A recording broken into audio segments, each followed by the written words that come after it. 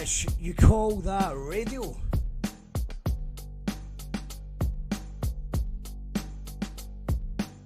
We're live in the dark, live from the darkest timeline.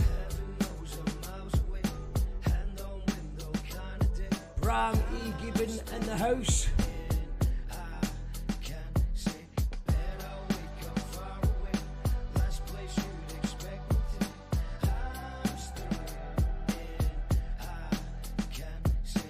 Yes. How's everybody doing? Shut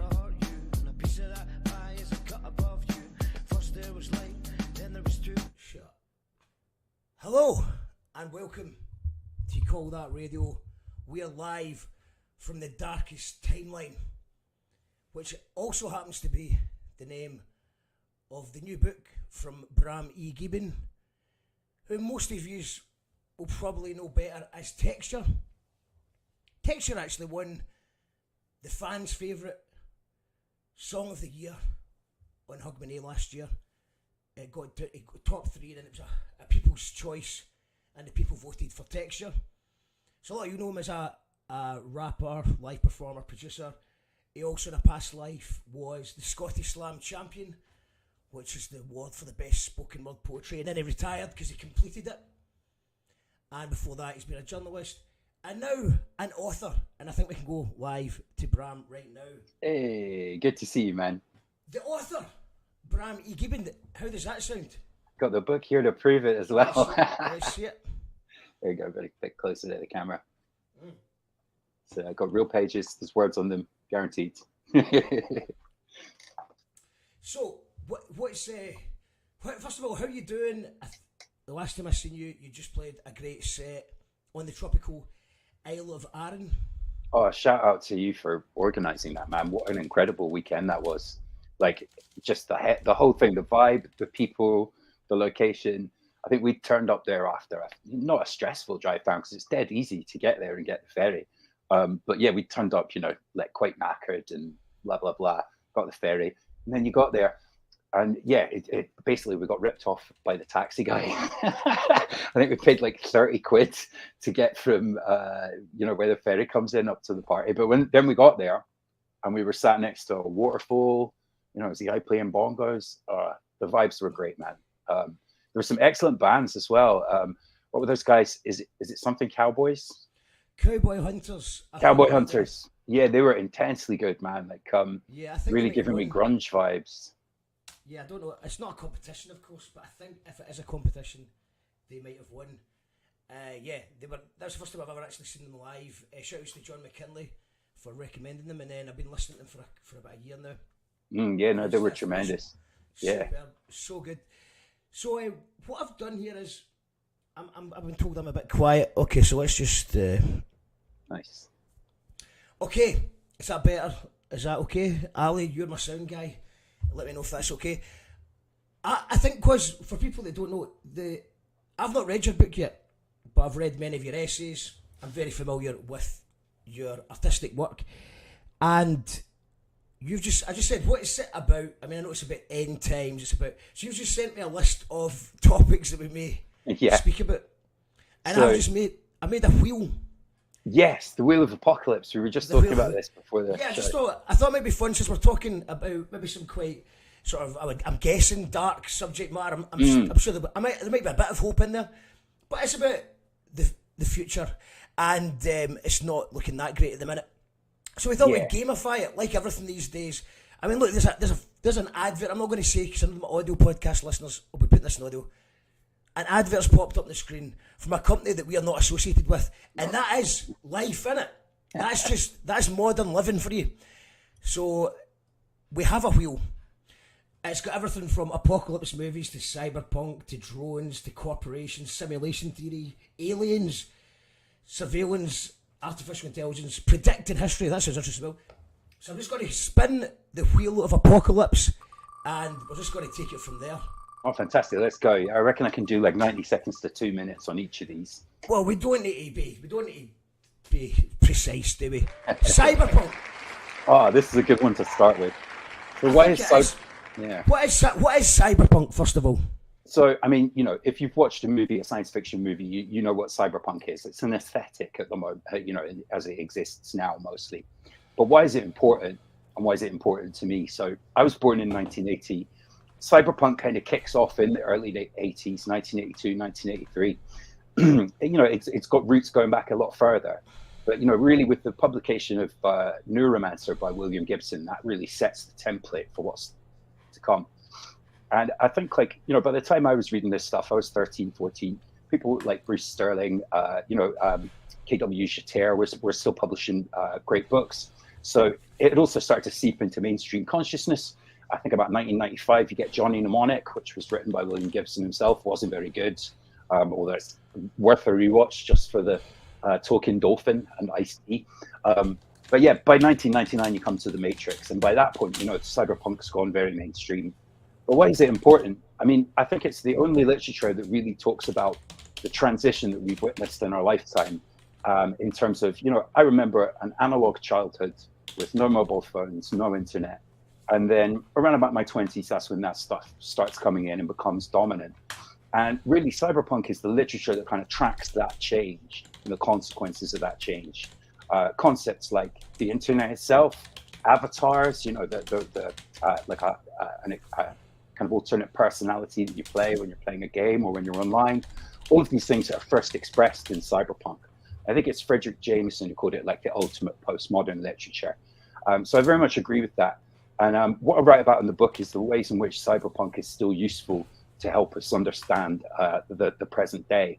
There's a quote from William Gibson, which is very well known, but hard to track down the origin of, because he kind of apparently used to say this quite a lot back in the day, which is that the future is already here. It's not just evenly distributed.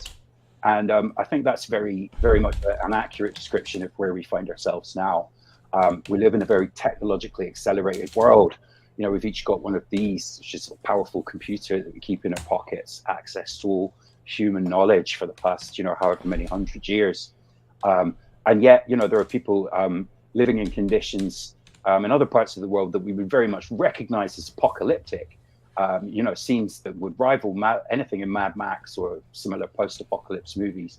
So that's kind of, for me, why cyberpunk's very important. It contains these analytical tools that can still help us understand the future.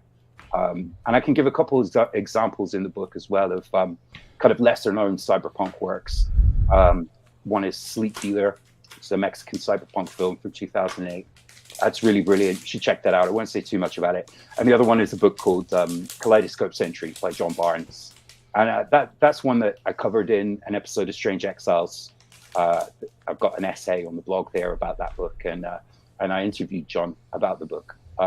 So that's a really, really good place to start if you want to pick up a bit more obscure cyberpunk. But I'm going to publish an article soon as well. Sorry, I'll shut up shortly about cyberpunk. Going to publish an article about cyberpunk, I think, this weekend. And it's going to have like the 15 cyberpunk things that I would recommend, or 12 maybe. I can't remember how many. But yeah, watch out for that. That will be up on Strange Exiles this weekend. Yeah, and you mentioned there, I forgot to mention that in the intro because you do so much stuff. The Strange Exiles podcast, I guess a 10 out of 10 from me. And yeah, check that out. It's an audio podcast. It's available on all good platforms and even some bad platforms as well. And so, yeah, I was going to ask you about the one thing I was curious about what you thought about Cyberpunk was, what was he called? Billy Idol.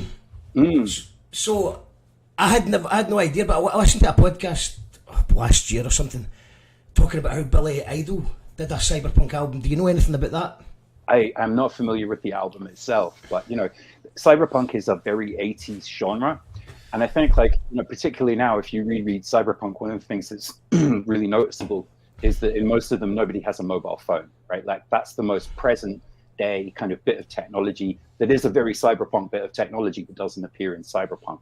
Like when Case in Neuromancer jacks into the net, he puts on like a headset basically, and then kind of dials in, and then he's in this virtual world. So we don't quite have that. It's not really like about it accurately predicting the future, although it does do that. It might still, because mobile phones surely will be moving into a more kind of contact lens. I remember the first Jack of Trades album, I think there was rumour. I mean, I didn't invent that Google Lens thing. I think I heard that was coming. But I suppose that they have tried these virtual things, but the glasses are just a bit too heavy. They don't quite have the technology and it's also, but that is the future of people walking about with virtual reality headsets. Which is why Cyberpunk's so important still, right? Because if you think of a technology like Neuralink, which is the one that Elon Musk is making to insert chips into the brain. Now, that research is starting out by helping people with motor function problems control their limbs. I think that's roughly where they're at with the testing. It has begun human testing. But, Cyberpunk would say that the eventual end goal of that technology is adverts in your dreams, right? Like if you've got the chip running in your head, why would it be any different from the capitalist metrics that drive YouTube, where if you pause the video, an advert comes up? So I think that's why Cyberpunk's useful. But to just briefly go back to Billy Idol, Cyberpunk now feels like a retro genre in some ways. Like there's a kind of like retro future version of it. It's very aesthetic. And, any Billy Idol tune would kind of be quite a good soundtrack to that, So yeah, Cyberpunk is everywhere now. It's kind of, in the water, it's in music, it's in culture. But yeah, its roots are very interesting to look into. It kind of coincides with the birth of Silicon Valley and all of these things that really have driven the changes of the last 20, 30 years. And also, I'm quite interested in the Cyberpunk computer game. Was it 2077? I've been playing that. It's dope, man. It's really dope. Good? Yeah, I heard some mixed reports. I think it was a bit buggy when it first came out. But the wise goldfish is like, people need to grow up. It's just a computer game and it's fun. And the bugs made it more fun to his liking.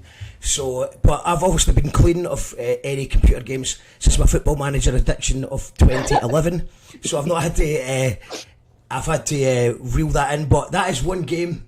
Maybe if I win the lottery, I can just play Football Manager games in Cyberpunk and just retire. Come around here, man. I'll give you a go at Cyberpunk. It's a good laugh. So we're going to, for people that are just joining us, I see Louis here, Stuart's here, hi Ali, hi everyone that's in the comments. Because I've been editing a lot for the audio podcast, because I kind of lost track of the audio podcast, which is actually the way that I like to listen to podcasts more. It's how I listen when I'm on travelling and stuff. And I've got Mark Black came out yesterday. We've got on Sunday, we've got Tom Spirals from Andansa Dub, and the following Sunday it's Saul Davies from James, and then that's just kind of caught up with everything. But I've noticed that a lot of the time I'm talking about things on the screen and I'm not maybe explaining it very well. So if you are listening on the audio podcast or you've just joined us, we're looking at an apocalyptic Wheel of Fortune, or a Wheel of Apocalypse, which is a bunch of topics that Bram does talk about in his new book, The Darkest Timeline. That was Cyberpunk. We're going to spin it again. Let's spin it. Can I just point out while it's spinning that this is weirdly, we've lost the advert for that company now, and what we've got is an apocalypse. We've got the dinosaurs experiencing their apocalypse right now, and the topic is also apt. It's a T-Rex dinosaur jumping up and down, and I think the gamification of life, and it's advertised by, I think it's Peppa Game, which might be a Peppa Pig game. I don't know. It looks kind of googly images. But let's not give any free advertising to anybody, because there's no adverts, there's no funding, no sponsors. We're powered by our patrons on You Call That Radio. And what came up there was it was climate hacking. Climate change. You want to do that one, or should we do this one? Well, we'll come back to that. I just wanted to put on the screen while we're talking. Yeah. Prophecy and predicting history. Nice. So we'll come back to the climate. But prophecy and predicting history, I love the phrase predicting history. I've never heard it before. So can you tell us about that? So this chapter of the book is really about different systems that people have claimed are able to predict history in some form or another. And the ones that I talk about, two of them are non-fictional. They exist, they're real, and one of them is from fiction. So the two real ones. The first comes from a guy called Peter Turchin, who's a theorist and data scientist. And he's compiled data of all kinds, like a really rich, a fucking massive data set, basically, of stuff about history from thousands of years and societies and ups and downs. And he claims to have invented a thing called Cleodynamics. And that's named after a Greek prophetess, Cleo.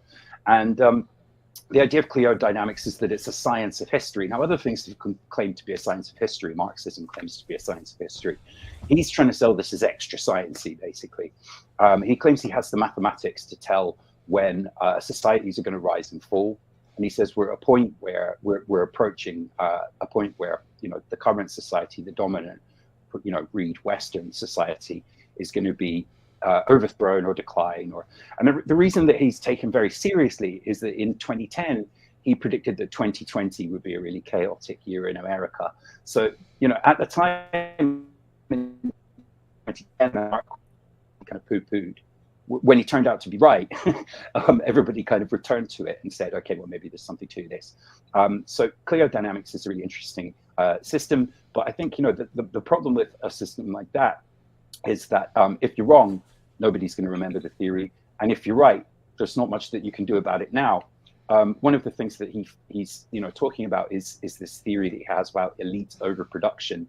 That's the idea that we're producing effectively too many middle-class, educated, privileged people, you know, a little bit like me, who are all competing for roles in, you know, the elite.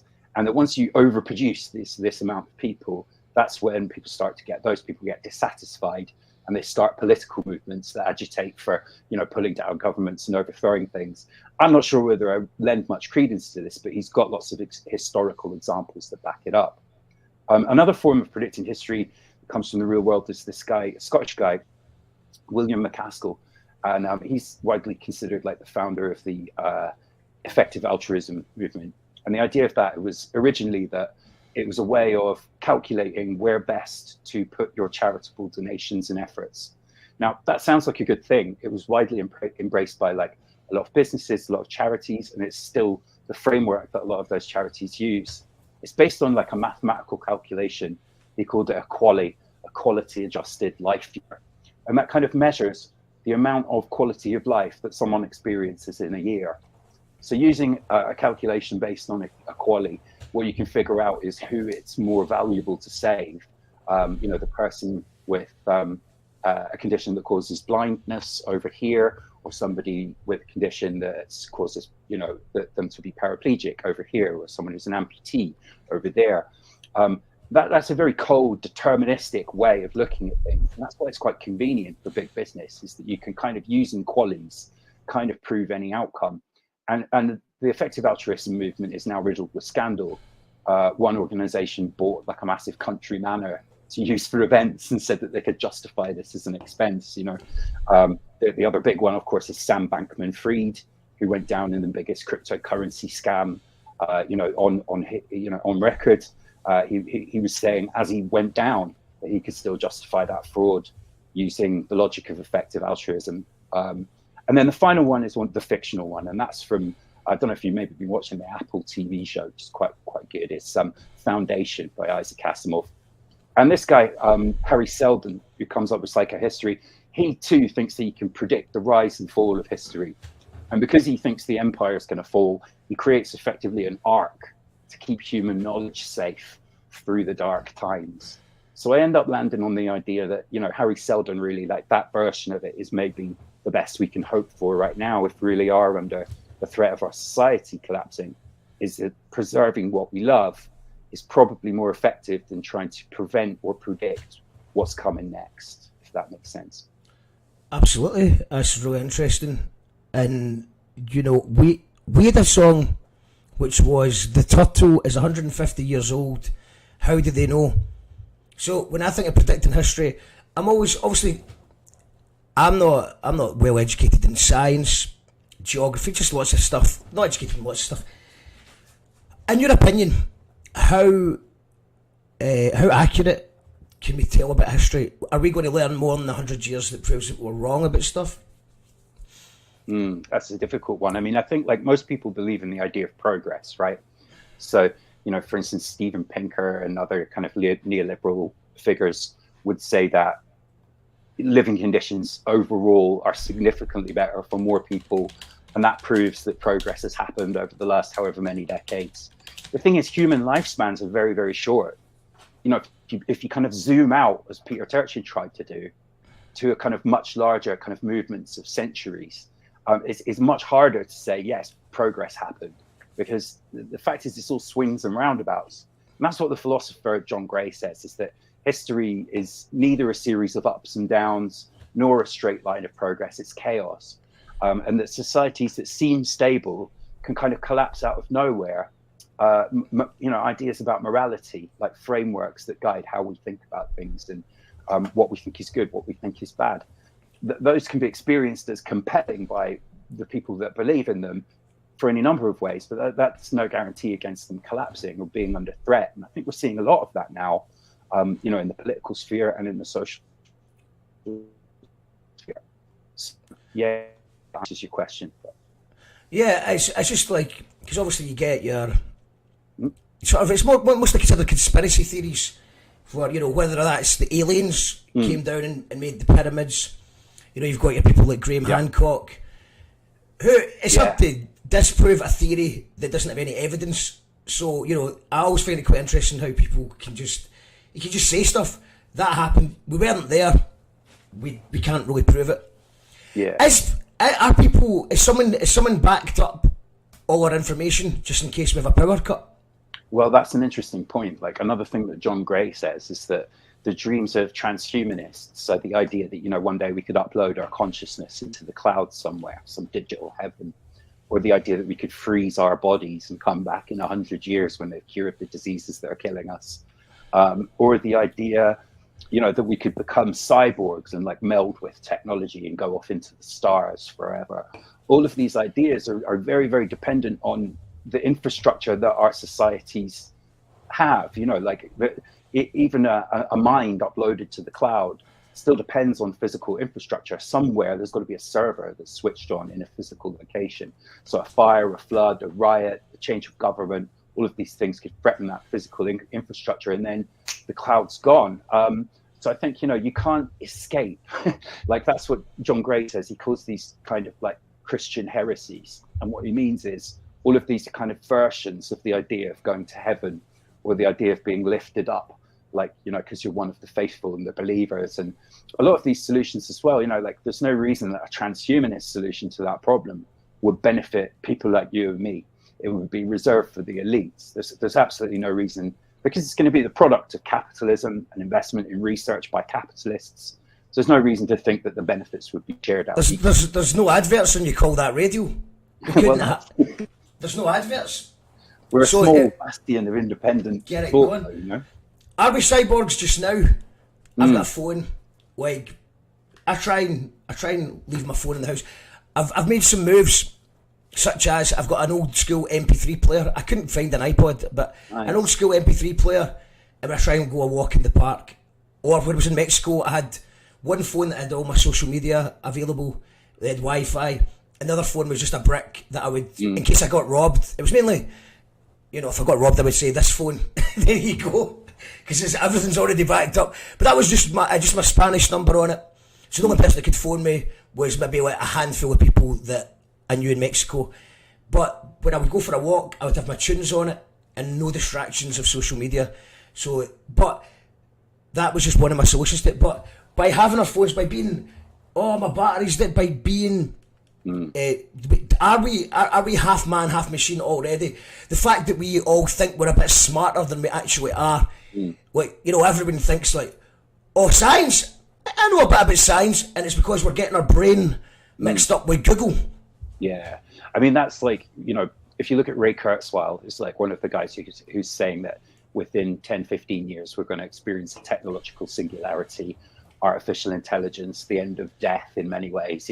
He's making all these wild predictions. He's one of the guys who was on Joe Rogan recently, and there was also dead air because I think, like, neither of them were taking each other seriously. It wasn't a great conversation, but anyway. Who was this? Sorry, what was the guy's name? Was that the guy that's Ray Kurzweil? Oh, right, sorry, I think I'm talking about, is it Daryl, the guy who said that gravity wasn't real and one plus one Howard. Yeah, we can definitely come back to Terrence Howard. Come back to that. But so this guy, Ray Kurzweil, for a number of years, he's been predicting that we'll reach this technological singularity, because he says technological progress keeps, it's basically staying exponential. You know, it keeps doubling and doubling. And he's been right. Like a lot of the milestones that he's predicted have been right and bang on the time and so on. So there's a lot to be said for some of his theories. But like, again, you know, the problem with that kind of approach to futurism is that it goes back to this idea of, you know, he's saying you'll have your phone, but you'll be connected, you know, things that you think of like a Google search, you'll just think it. And then an artificial intelligence will go off and search it, and we'll bring it back, and it will come to your mind like a memory. And we won't even think about it. Like that will be natural to us. We'll be a connected cyborg species. And again, it just returns back to like, that's what made me think of this idea of like adverts behind your dreams, is that once it's in your brain, there's kind of no turning back. And I mean, I've done the digital detoxy thing before for a while, where I had a Nokia basically. I could text, I could phone people, but that was it. And it was, you know, manageable. And it was weirdly like stepping back in time, because if I wanted to go on the internet, I had to go to the internet on a laptop, on a computer. I didn't have to go to an internet cafe. Do you remember them? But I think like that's a really, I don't know. So I have a smartphone. I'm back on Facebook because I'm trying to promote this book. I've been tweeting furiously, like trying to self-promote it, you know, doing loads of podcasts. And then the thing about that is that you're just glued to it. And an afternoon recently, like my old phone literally melted in my hand. Like it got so hot, the battery got so hot that the screen just blanked out. I managed to like pull off my data from it, like completely panicking, like fuck Mark, like just going, oh my God, you know, freaking out. And then for 24 hours, I didn't have a phone while they were sending me a new smartphone. And I kept checking my pocket. It's just like, is that? No, oh, fuck. And the little moment of like, I can't check my phone. You've lost your phone. Oh God! But you've not got a phone. No, it's back. I have a new phone now. But the 24 hours where I didn't have a phone, I was like, you junkie, fucking motherfucker! Like just such addicts. Like, why do you have to be like that? You know, I speak out against all this stuff. Yeah, no, I remember you started your podcast was one of the reasons you deleted your Facebook, and you went, I'm just going to do the podcast. And I've thought about that as well. You know, if I had enough followers on my audio podcast, that I could just connect, do my thing that way. But at this moment in time, there needs to be promotion, because the algorithm doesn't favour us. So it's like, you know, I put up a post saying they were coming to the show, probably about 4 people seen that. It's just that we're... And also, going back to your point about the... Like, so say, for example, you get the chip, the Neuralink or whatever it's called in your head, and it's connected to AI. Who owns that AI? Is it going to be the Google AI? Exactly. And if you look at how bad Google's got these days, I don't know if anyone else has noticed this, but Google destroyed all competition, left Ask Jeeves and co in their wake. But now I have to type Reddit after it. It's Google, whatever my question is, then Reddit thread. You know, like, can I drink a bottle of white wine that's been in the fridge for 3 days? I've got to type Reddit at the end of it. And then you've just got a bunch of, then you've got a thread of people discussing, or you end up on Mumsnet, which is a good one. Is it okay to eat food that's been lying out? Net's usually got it. And then you've got a mixture of people that don't give a fuck, and people that are scared. So, but I do quite like reading the threads and going, right, but that right now it's safe, because you can tell these are actual human beings, flawed human beings with anecdotal evidence. But when you put it all together, you're going, this person sounds like they might know what they're talking about. But now we've got the advent of the bots, the dead internet theory, where it's just AI content and bots commenting on it. Yeah, that aspect of it scares me. I know, in a way, I would definitely celebrate the death of text-based social media, but I don't quite know what replaces it. I write about the metaverse in the book, and I think like most of the attempts to build the metaverse have been stillborn. Mainly they've given up. I think they've given up. They've just given up. I think Zuckerberg lost a couple of billion on that. I think like everyone who's tried to do it though has done it as like a walled garden, like similar to social media, where it's hard to click off of Facebook to a link, and they squash the link to your YouTube because they don't want to promote video that's not on their site and blah blah blah. Everybody's tried to set up a metaverse like that, but that's not really what a metaverse is meant to be. It's meant to be like the internet, but kind of like physicalized, your avatar physically present. we've got a million movies about this, from Ready Player One to recent adaptation of The Peripheral. But the thing is, like, it's almost a technology that's combined with virtual reality, which will be probably the way you access it. It's almost like bound to happen at some point, and has been bound to happen for a very long time, but it's not quite there. And I think, like, when that happens, it will be like connecting the metaverses that already exist in video games, in forums like Discord. If you can travel between them with some sort of avatar that feels like a physical presence, that's probably going to be an invention that's as much of a game changer as the invention of the internet browser by Tim Berners-Lee. And importantly, when he invented that browser, he made it kind of like open source. So even the corporate bits of the internet, even the bits that are controlled by Google, that are controlled by Facebook, are built on code that was designed to be kind of like very open for people to build upon. The original internet was built by libertarians and very people who really believed that there should be space for everyone to build their own space, because the space on it was infinite. But that's not the universe we've inherited. I mean, my new phone's a Google phone, right? And just like with everything, every product that you use, it automatically turn on everything that gathers your data. And you have to turn it off. You have to go in through the menus and say, no, don't do that, don't do that, don't do that. So I turned one off today that I didn't realize my phone was doing. And it's looking through that camera on the front to see if I'm looking at it, so it can turn its screen off to save power. But that means it's watching me while I'm watching it, right? And who knows where that's going? Who knows where it's stored? Who knows what it's being used for? Like, we're constantly being now, through the medium of the internet, which was supposed to be a utopian space, a libertarian space, being sold these things that trap us into being essentially not the consumer, but the product ourselves. And that's the way capitalism is decidedly going, And all your Googles, your Microsofts, they want to do a rival product all the time. So that's why they want to keep you closed in with those walls. Like, I think the first time I noticed it was in MySpace era, where I think, I might be wrong in this, but it was either just after Rupert Murdoch destroyed MySpace or just before it. But I remember, I think maybe Bandcamp, it might not have been Bandcamp, it might have been something, an earlier incarnation of Bandcamp. But, the game was to try and get people from MySpace onto another website. And MySpace was quite good at that at the beginning. And then they put up those walls. And it was a simple wall. It was a simple way, like, warning, you're going to warning, you're going to another website. But the way that they bring it up on the screen, and you're going to another website, you've clicked the link. Yeah. But the warning sign makes you go, hold on. It makes you think, it makes you pause and maybe not take the risk.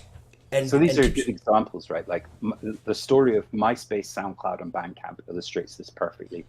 I really loved MySpace when it first came out. I think a lot of people did. You had your little songs that you could put on there. If you were an artist, you could put your own songs. If you weren't, you could do a little playlist. You could get into the code in the back. Like, that's how I learned to code. And, that's one of the jobs that I do now. I work in web design. And so I wouldn't have learned how to do HTML if it wasn't for MySpace, because I could go in there and add a little bit of code from another website and then have like a widget. And so I started to understand all the behind the website stuff. And also there was like organic reach on MySpace, at least at first. So, if you had a good song, then all the people who were following you would hear it. And if someone shared it to their followers, most of the people that followed them would hear it. And a lot of artists built careers off of that. And then, as you say, it became corporate controlled. They hid all the stuff that allowed you to modify it and personalize it behind a wall. And eventually another, service took over, and that was SoundCloud. Everybody went to SoundCloud. SoundCloud, when it started, was amazing. Again, you didn't have as much freedom to kind of personalize it as MySpace, but it was a nice, clean interface. It served you up music in a feed, which was kind of new. Spotify wasn't huge at that point. Again, you had loads of organic reach. People were putting up DJ mixes. It became the go-to place to take an embedded player. If you were reviewing music for a magazine on the web, you would embed the player from SoundCloud. You could send people a SoundCloud link that was like behind a paywall so they could have an exclusive stream. There was all these tools. And again, it was taken over by another different, conglomerate of companies who kind of started choking off the reach and adding tiered subscriptions and ability to sponsor posts. And now Bandcamp, everybody fled to Bandcamp, and Bandcamp's been brilliant. Arguably, they take quite a large chunk of what you're selling, but again, they had like an editorial division writing features, brilliant, right? Now it's owned by a computer games company. Yeah. And they now own the right to make derivative works from anything uploaded to the site. They earn the right to broadcast it in other digital media, which means that they can, for instance, like play it through a game like Fortnite and get thousands of plays and millions of people could hear it. You'd never see a penny. So that's what happens with capitalism, right? It's like whatever utopian technology it sets up, often based on the idea of organic communities or free code, it then turns into a site of extraction that exploits users. Yeah, and good luck sharing a YouTube link. You'll get, because obviously the way around this, if you actually like, if you like, so I've started doing it on Instagram, where I've actually added people to favourites, so that it appears. And I think you could do that on Facebook, you could do it and things like that. So you need to actually add people to your favourites, otherwise they disappear. And I think there's a lot of people that don't understand that only on a good day 5% of your friends or fan base will see something. That's a popular post, and that's usually not got a link attached. That's maybe like a couple picture, a picture with you and your partner, or something like that will get those hits, and then you can put the link at the bottom. But just sharing a YouTube link, nobody sees it. It can be quite heartbreaking at times when you're trying to promote something. But yourself, man, if you're punting out memes and they're funny and you're good at that, like 42,000 likes I got, and it wasn't even my meme. It was one of those. If somebody said something on Twitter and I screenshotted it, which I think is fair. If it's on a different website, then you just screenshot it. Give credit where it's due. The person's name's in it. 42,000 likes I got in this meaningless meme, and then my next post was going, new audio podcast out with a link on it, two likes. Yeah, dude, I've been there. Shout outs to Chris, Captain Hot Knives, and Stacey who are tuned in. Shout outs to Discontent, who I think he's talking about the guy you were talking about earlier on when we're the Joe Rogan guest. He made some digital pianos and synths. I know, but yeah. Also, just the final point I was wanting to make in that is that I see sometimes like friends who aren't promoting anything online, but they were like, nobody got back to me, or I told everyone about the thing, and all my friends ignored me. And it's like, that's not what's happened, just nobody's seen it. The algorithm didn't promote it. So don't get para that everyone's ignoring you. You've failed some kind of test on social media. Deciding to pull back from that, whatever that looks like for you, and to take more of your interactions into the real world is something we should all be trying to do. And I've said this before, and it's kind of disconnected, but I don't think we'll have any meaningful cultural change or any meaningful cultural movements really that kind of get anywhere near the mainstream until we have a generation of people who are like, nah, fuck a phone, I'm not touching it. I'm looking forward to that. It's not going to be me. I'm addicted, but I think those guys are going to change things when they come. So we took away, that was the prophecy and predicting futures of history. So let's take that out. Let's spin the wheel of apocalypse. What else we got? Surveillance. You talked on it a moment ago with the cameras on your phone. We're on a. It's weird though, isn't it? We're always getting filmed. I think the UK. I might be right in saying that I think per head UK is the most CCTV cameras in the world. But whenever you watch a true crime thing, the cameras don't work. Yeah. So I think like we're talking about the phone. Technically, they could get into your phone, I'm sure. I don't want to make anyone paranoid, but I mean... They're already in your phone. They're in your phone. So I'll just briefly talk... There's a lot of data for people to go through, so nobody's actually spying on you, per se. Sorry for calling you Percy. But no one is spying on Percy. But if they wanted to, yes. Yeah, I think in terms of like the data on your phone, just to briefly touch on that, because there's a good book on this, which is Surveillance Capital. It's called The Surveillance Capitalist. What's it called? I've got it right here. The Age of Surveillance Capitalism by Shoshana Zuboff. And it's a bit of a thick book. And it's quite alarmist, but she's right about, the thing. And she's nailed the definition of it. But like for me, if you look at like what we call social media, which is the main way that they extract data out of us and target us with advertising, we call it social media. In other countries, you know, they call it social credit systems. Like if you look at the Chinese government system, it's social credit, and you know they use it for social control. So you know, if you score low on the credit system, and you know broken some rule, you can't travel outside your district, like certain your movements restricted. Or if you've found to be doing something really subversive, you might get sent to a detention camp. So those are the stakes of the data extracted from people in authoritarian regimes. But to kid ourselves that it's much different here, I mean, we all voluntarily give up our data. And what we're exchanging it for is the ability to kind of perform as an avatar of ourselves in an online space that we think of as free, but is really intensely surveilled. So, you know, I don't when I think much about CCTV cameras. I think that the real informant is this. That's what's informing your every move. And I think as well with the thing is, like, there have been lots of data breaches recently where a company loses all the email addresses that's logged out at Ticketmaster recently. You know, there was bank details in the Ticketmaster leak. So I think that's the thing, like the idea that your data won't be weaponized against you at some point also leads to a kind of authoritarian self-policing where you're then scared to use your phone to look up anything. And there's a novel coming from Ewan Morrison, which is called For Emma, and he's writing about this in terms of the idea of it not even being safe to type certain things, you know, or say certain things around anybody where it might be recorded. I heard some statistics on this actually. It was about journalists in the USA where did a survey, and they were just talking about just certain things that they didn't want to touch. Or they checked themselves as they were writing, even typing it on. You know, you've got things like, even if you're typing on your computer, you might be using something like Grammarly, which actually I have, but I've not used for ages, just because I forgot to switch it back on. But that's the kind of payoff, because my grammar's quite bad at times. So Grammarly was quite good for certain things, but your Grammarly's got everything you write on your computer. And it's not like I'm writing anything that's taking down the government or anything like that. But I think for, especially for journalists who are maybe in war zones or in there's worse places in the UK to be for that kind of thing. But yeah, it's already started. People are self-policing and self-censoring themselves, and that's quite worrying, because especially from an artist's point of view, you want to be able to, obviously you're going to self-censor before you release something, but you want to be able to play with words. And you want to have things that are shocking and you know, make you go, wow, that's a big statement, and so that's going.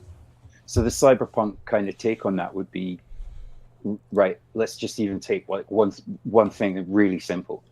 Imagine your search history was linked to your credit rating, right? Yeah. Now those things both exist on your phone, right?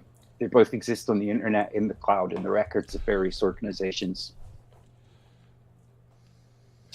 How hard do you think it would be to link them? How can you know that they're not linked now?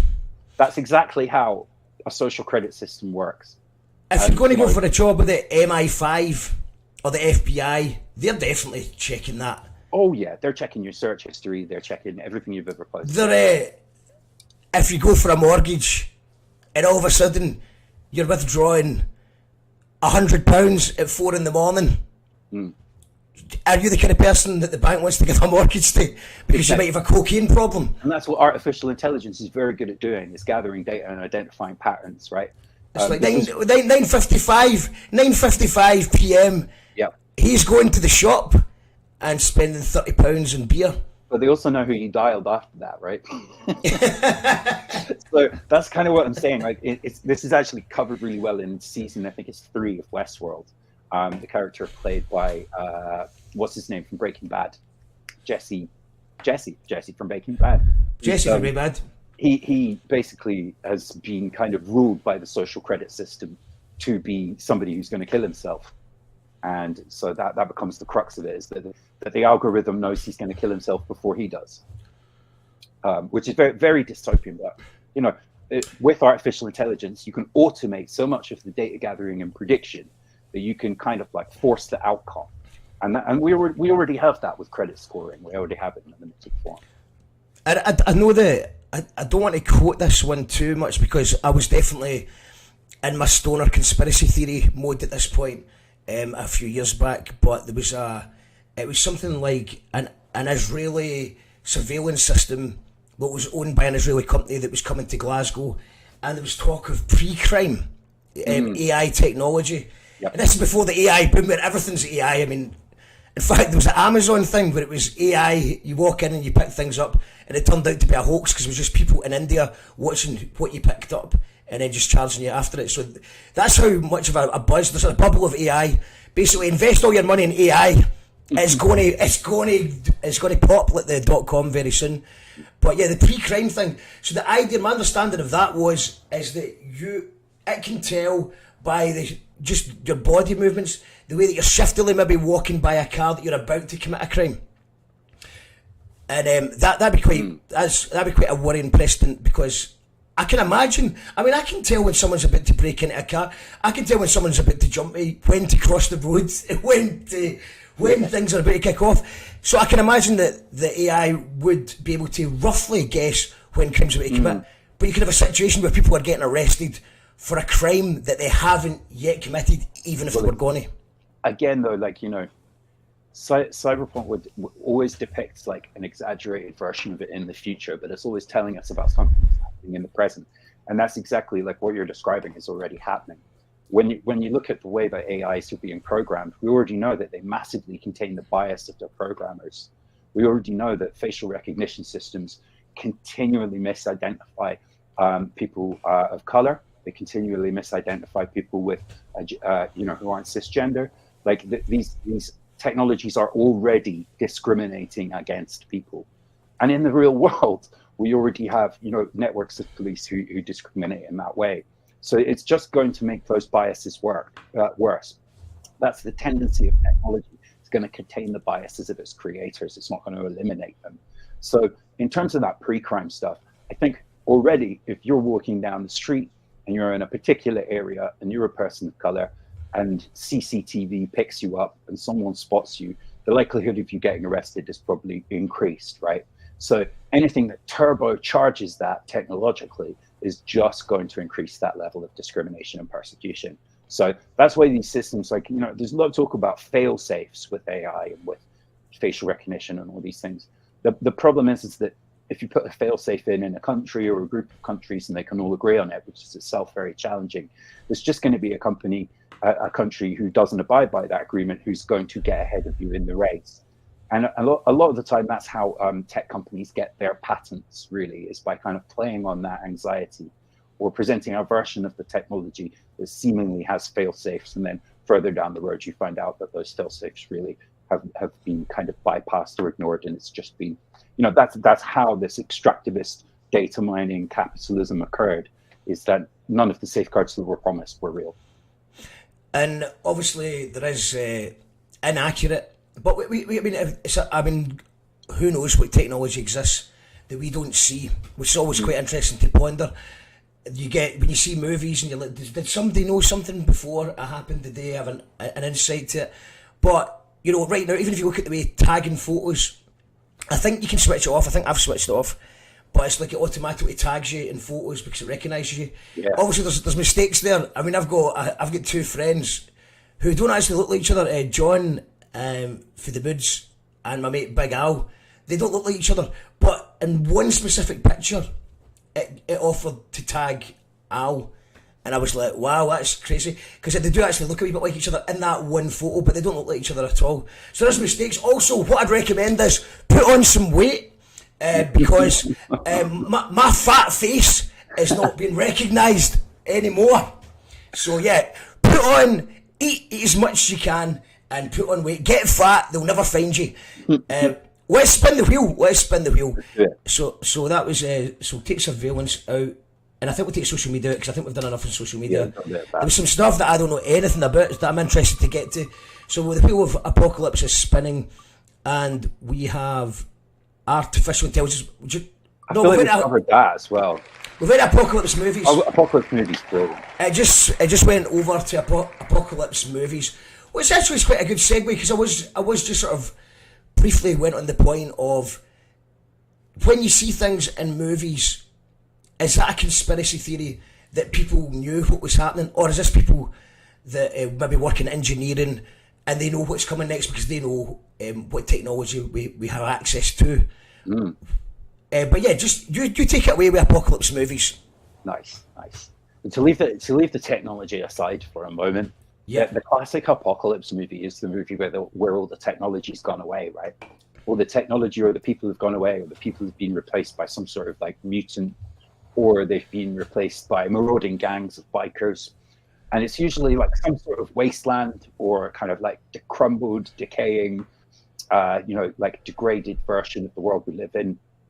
And usually the character that we're asked to identify with, whether we're watching a film or whether we're playing a video game, is like the lone survivor. He's a bit of a rebel, but with a heart of gold. Maybe he learns something along the way. He's probably going to meet one other person. He thought he was alone, but he's not. So he learns the value of community.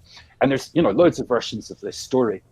Mad Max is a particularly interesting one to think about, because I think like this version of the apocalypse, where you play the rebel or the hero, this has become kind of very played out. It's become very escapist.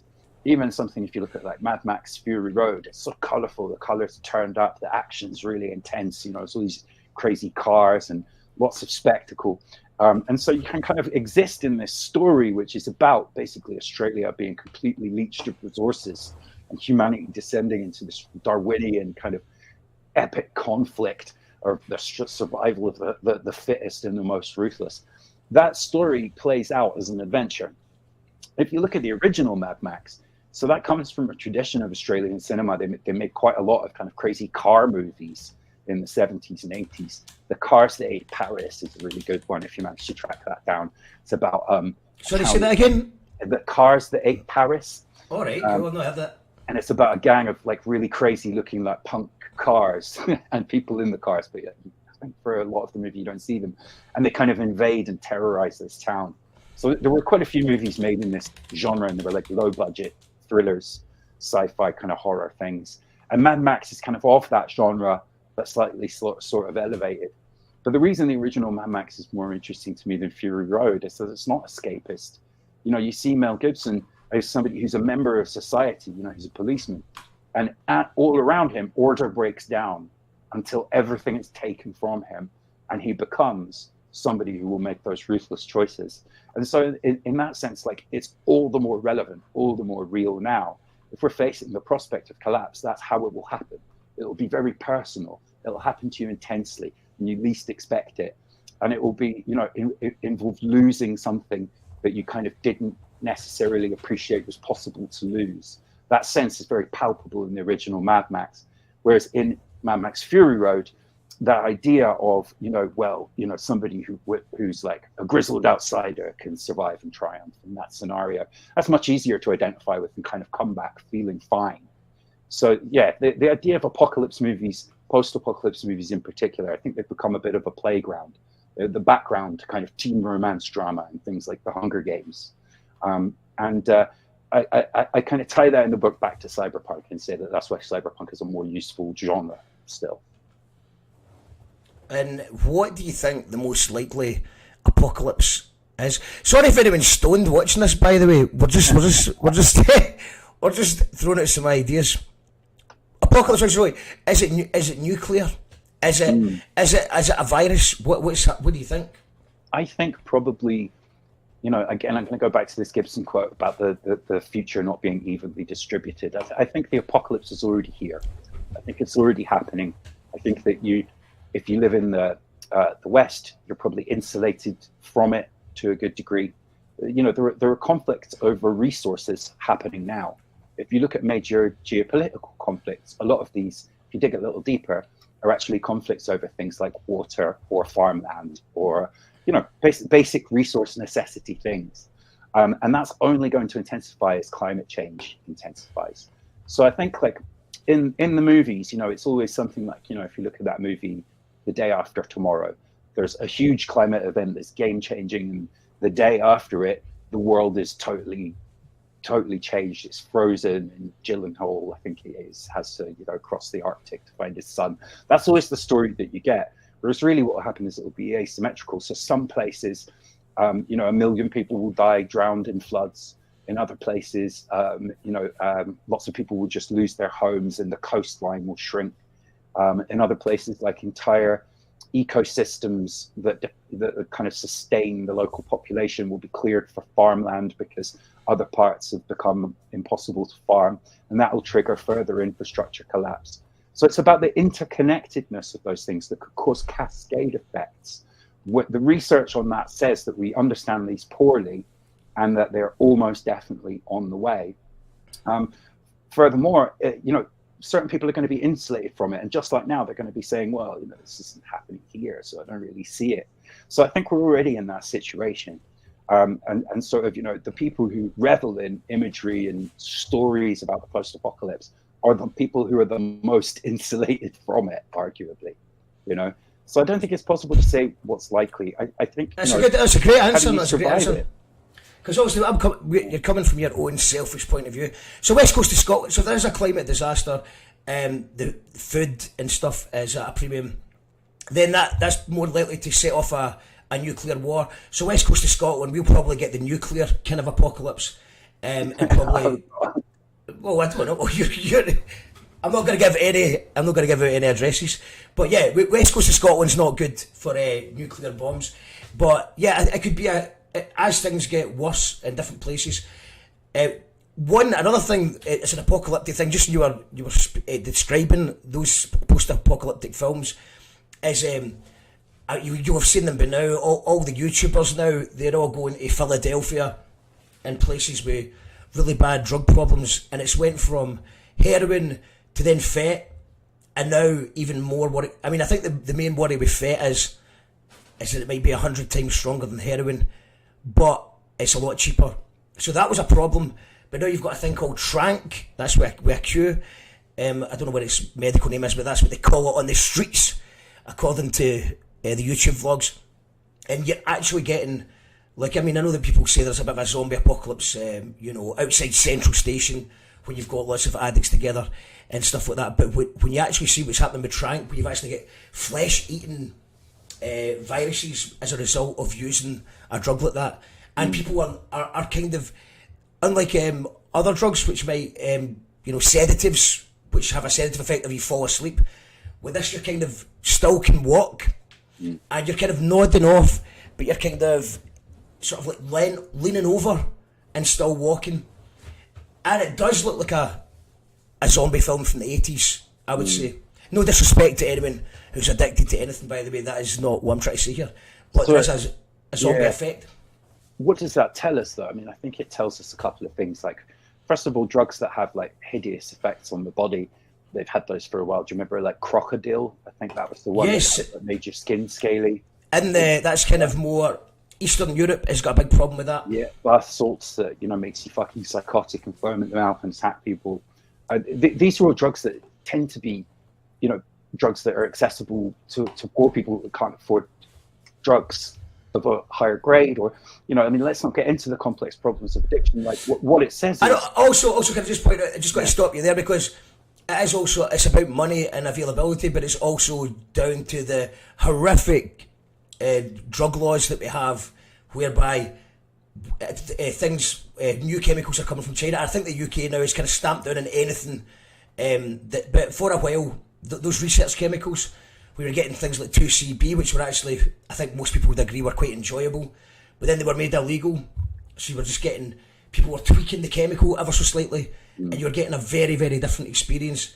And I think that has to take the large part of the blame for all these new drugs popping up. Because heroin addicts were happy with their heroin, cocaine addicts were happy with their cocaine, and cannabis addicts were happy with their cannabis. But now spice came along, and it's much more harmful than a bit of.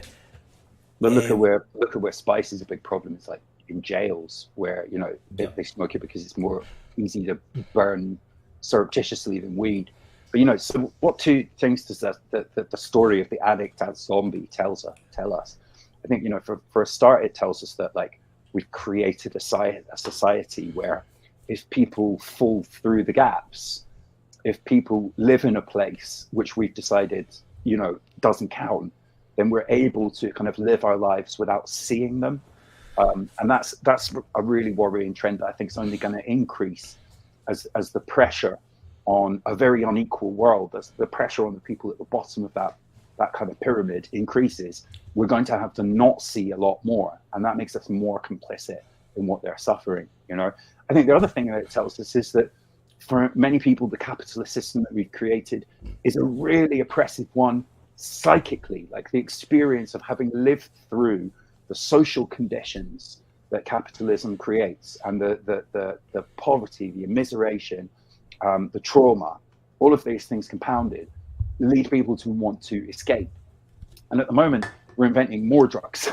We're inventing new technologies that will allow people to escape from their minds, from their bodies, or at least feel that they are.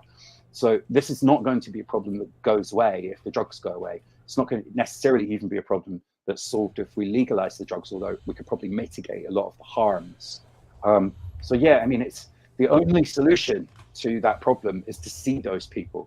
That's where it starts, I think, and that's difficult to do.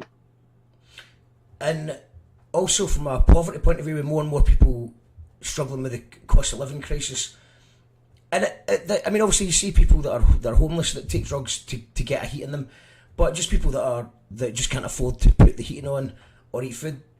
There's these drugs, cheap drugs, that are doing a lot of damage. They take away not only the pain for a few hours of life, but also they don't need to worry about food or heating. So it's a trap. From a financial point of view, it's actually cheaper to get high on some of these on these cheap drugs. And just to clarify that, just to go on as well about seeing people, I think is really an important point, especially as we are talking. The bombing of Palestine continues, and we're literally we can see this in real time happening on Twitter, on Instagram, but yeah, nothing seems to change despite the fact that we can see it. So it's like the drug addicts, they're kind of kept in the corner, and I think I'm going back to Philadelphia. I've never been there, so I don't want to talk too much, but based on what I've seen and what I know about it, is they just continue to gentrify the area. They move the addicts further down the street until people move out. Then the government swoops in and buys out all the properties really cheap, sells it to their private pals. They turn it into fancy coffee shops, and it just moves people further and further along. So they are pretty much out of sight, out of mind. And what is the toughest part of what's happening in Palestine just now is we can actually see this. This is actually being broadcast, not through the mainstream media, but through people with mobile phones, and yet still nothing changes. I think like one of the themes of the book is that by really confronting how powerless we are to change the big things, what we can then focus on is what we can do that's meaningful to change things in our own lives, in our local areas, in whatever form that takes. The idea behind effective altruism was about making a meaningful contribution, but it also led to a logic whereby it was more valuable to become an investment banker and donate 30% of your income than to become a doctor and go and work in a developing country that was war-torn. And that makes no sense, because the experience of going out there and understanding people, seeing them and trying to help is itself valuable. Like what's the value of joining an anarchist cell and committing a protest action? How do you measure that? You can't. And I think as we face more and more situations where something dreadful is happening, and we have almost no control, you kind of have two choices, which is you engage in the kind of simulation, the performance of concern, of awareness raising, or whatever that looks like, the kind of a simulated activism, or you really think through the problem and find a way to make a difference in whatever small way that you can, even if that's putting on a gig and raising a couple of £100, like I know you've done, and my friend Tickle's done. Like, meaningful action often means coming together with people in a place, and I think we stand to lose sight of that if we're not careful. The more that we can do that, the more small effects that we can have, the more small communities that we build, the more power we have. That's how power works. Power, as Hannah Arendt said, is basically taking place in the compact between people who agree and make a promise to one another. That's where real power resides. Absolutely. And there was one little small bit of good news last week, was that Barclays have now been kicked out of all the music festivals that everyone was protesting against. So shout outs to Menstrual Cramps. Loads of people involved. I know Bob's watching as well. I know he was pushing it. Benefits, they did some good work on that as well. But there's loads of bands that actually just refused to do it. I mean, it was easy for me. I said, like, you know, if any festival I'm involved in this summer is attached to Barclays, then we will refuse to play. Not that we're a big name. But Joe's like, that's just because you're too tired, you don't want to play anyway. Which is kind of true. I was like, fuck it. Anybody involved with Barclays, I'm not doing it. I can't be fucked anyway. But no, it's good to see that, because it does feel like that sometimes the protest is pointless. But that just proves that's good, because Barclays were, the reason that they funded all these festivals was to whitewash their reputation. So people were just seeing Barclays signs and maybe, oh, I'll get a Barclays account. They support music. And it got too hot to handle, that by people talking about them all the time, it undone all the good work, the good press they were getting. So they're gone now. That they're no longer involved with Download Festival and many more. So that was one good thing. I think a couple of book sales are in here. Angela says very interesting. Just bought a book. And Prophet 64 was, I think that was talking about get fat to avoid facial recognition. He says that's his excuse for the week game, and Discontent has seconded that. Purchase today, looking forward to reading, great discussion. Stacey and Chris say this conversation's brilliant. I haven't bought the book yet, but will on Friday. It'll be everyone's birthday gift for the rest of the year too. It's class. I know that before I even read it. Shout out Stacey, thank you for all the support, mate. I appreciate it. Thank you, Stacey, and it was good to see Chris. Shout outs to Chris as well. She's with Captain Hot Knives, who I seen played a gig in York on Sunday. So good to see you back on stage, mate.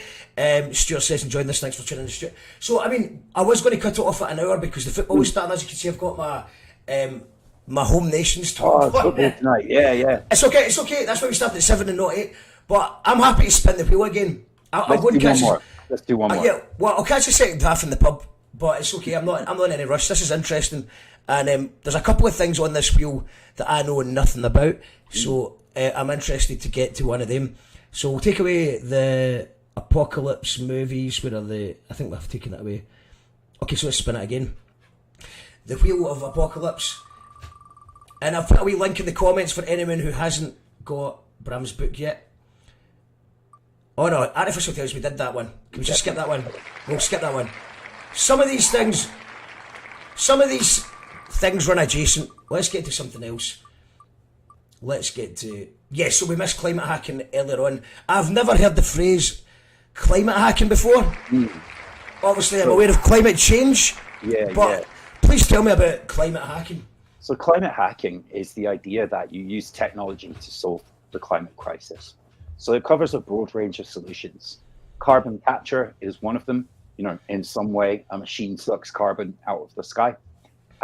Another one is cloud seeding.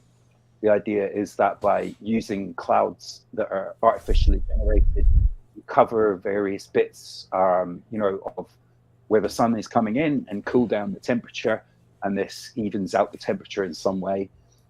It also includes things like using, genetically modified crops to create crops that are going to survive in soil with, conditions where the soil has less nutrients. All of these are things that are like science attempting to solve or mitigate the problem of climate change. And the problem with things like this is that they're always based on the biases of the scientists at the time. And we just don't know what the side effects of these are going to be. So take two of those that I've mentioned. Cloud seeding is one. You might be able to solve extreme weather patterns in America, get rid of some of the hurricanes and whatever by doing a bit of cloud seeding. But that doesn't mean that that's not going to have another effect of like ruining crops in India. So that's the danger of applying any kind of scientific approach to solving these problems, is that by messing with the climate, we can make it worse, And I think that's a very real problem. If you look at previous kind of projects in history to interfere with climate in the name of science, you could look at stuff that happened under Mao in China. There was a campaign to kill, I think it was all the sparrows, and I think a particular type of bug. I can't remember which one off the top of my head. But the end result of that was a massive crop failure and starvation and millions of people dying, because they thought of these sparrows as pests who were ruining the crops, but they were actually eating pests that were ruining the crops. So we don't know at the moment what we don't know, and so any attempt to kind of mess with nature in that way is going to be a problem. And again, we're already doing this. Like, most of our farming depends on like incredibly artificial methods. If we really want to adapt to climate change, more technology is probably not what we need. Probably what we need is going back to older methods of farming that were more sustainable, that worked in tandem with the seasons. And similarly with our habits, our purchasing habits, like, we're very, very prone to going into a supermarket and being able to get what we want all season round. The reason we do that is that we have these supply chains. You mentioned the cost of living crisis earlier. One of the things that's driving that is the vulnerability of supply chains. Things like the war in Ukraine, things like geopolitical pressures over a particular piece of shipping lane. All of these things massively affect prices. Brexit.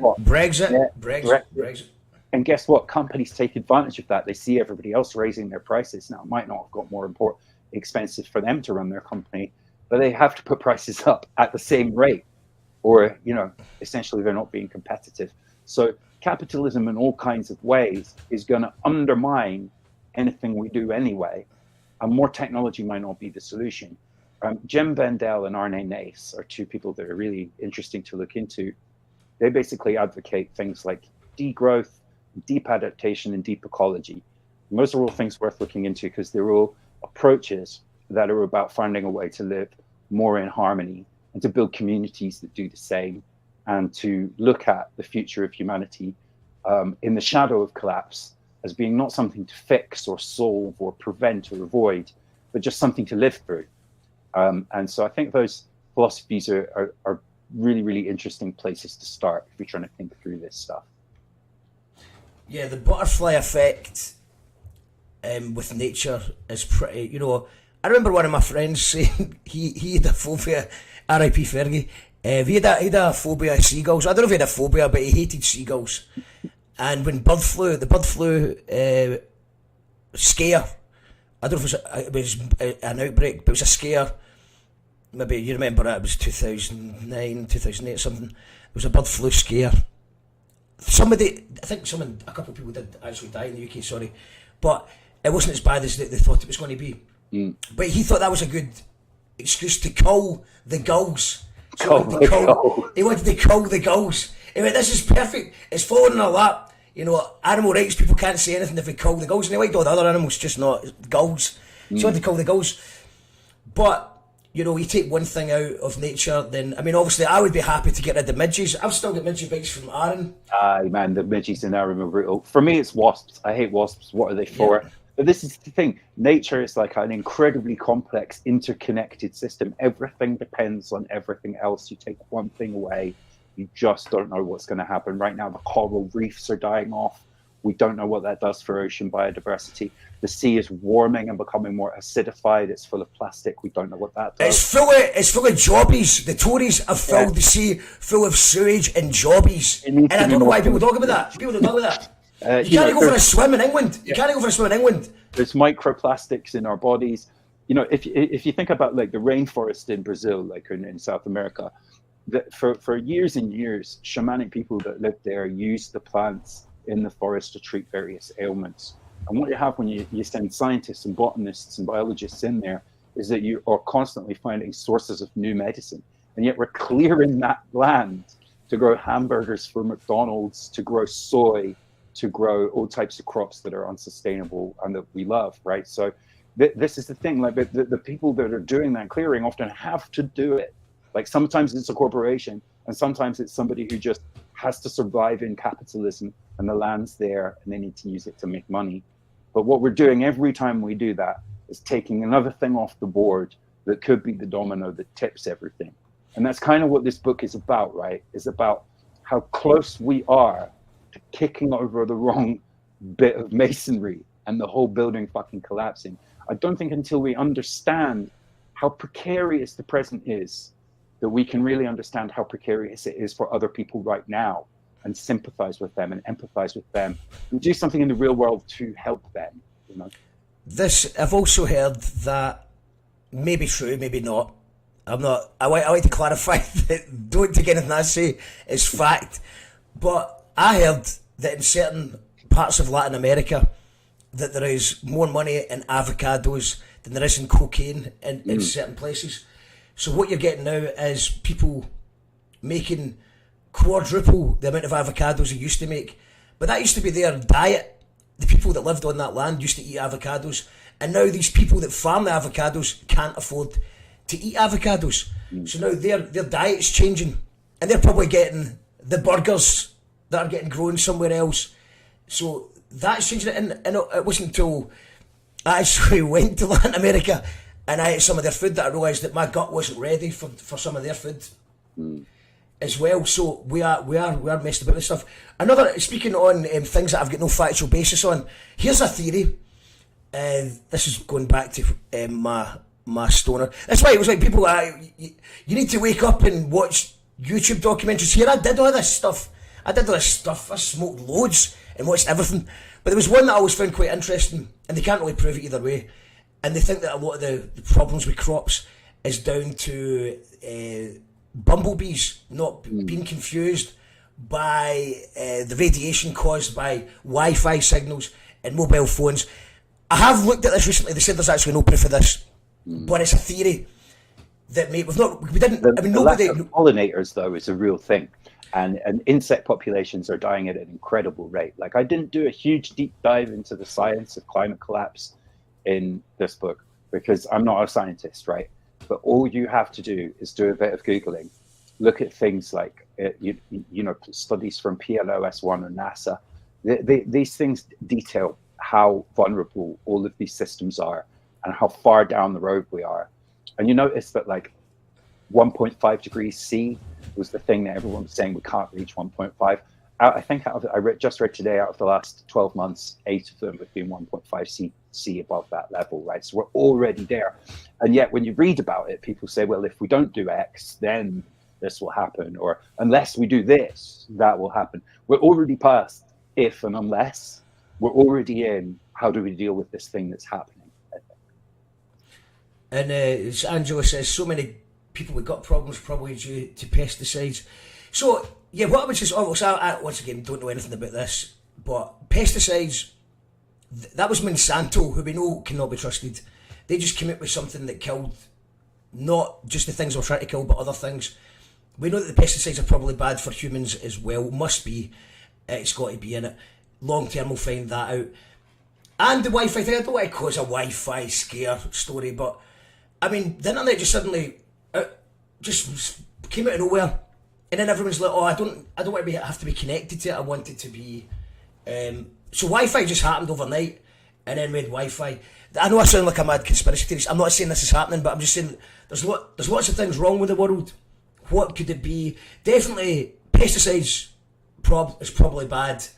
Wi-Fi telephone signals might be bad, but scientists say that that's a lot of shite, so that's probably a lot of shite.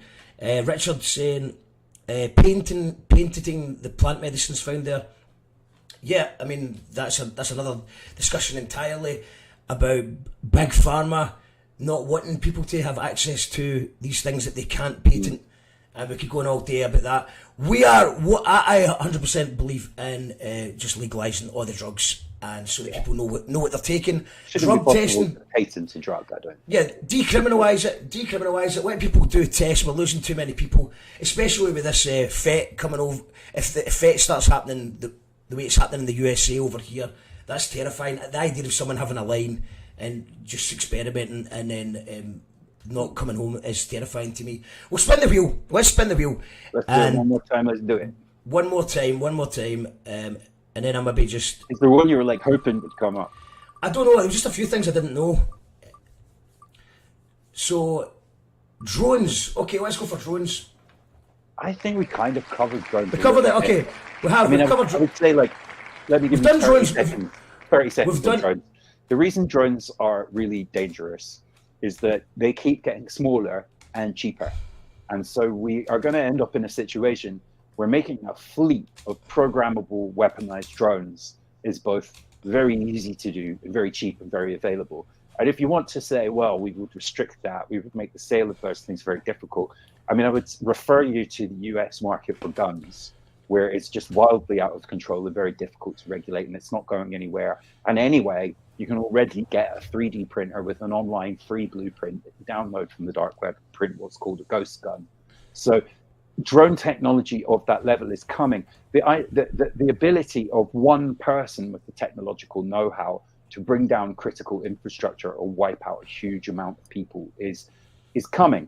Again, you know, I keep going back to the Chinese, and that's because they are ahead of us in most of these technological races. But they're introducing killer robot drones into active military duty this year. So the idea that, you know, some sort of toppling of a nearby state that the Chinese choose to do, that might well be the first war that involves robots versus humans. So yeah, if you want to get worried about technologies that are coming and are getting smaller and cheaper and more dangerous, drones are, I think, probably a bigger threat than artificial intelligence. Yeah, and Discontent says the footage of the Ukraine war, death by drone, is the most disturbing regular dispatch on our imminent future. Yeah, because this is a, you know, war's always been bad, but going back, it used to be one man shooting and another man, and something happens there. There's an actual, but to now have somebody, some Karen, in a big office, thousands of miles away, just pushing a button.